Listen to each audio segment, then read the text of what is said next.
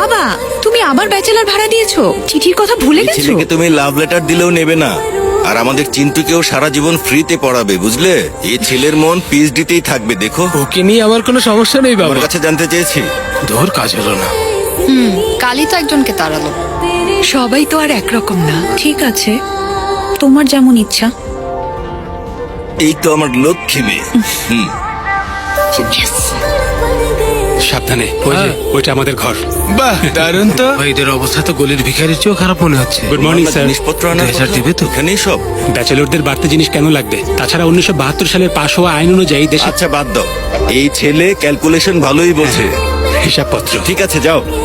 দাঁড়াও, ওকে ওর friend friend মানে? যে সব কিছু শেয়ার করে। Personal জিনিস। ভালো সময় তো সবাই পাশে থাকে, দুঃসময় যে পাশে থাকে সে আসল ফ্রেন্ড। আমি তো সেই ফ্রেন্ড। দেখতে তো লাফাঙ্গা লাগছে। এরকম ছেলের সাথে বন্ধুত্ব করো কেন? ছেড়ে দাও।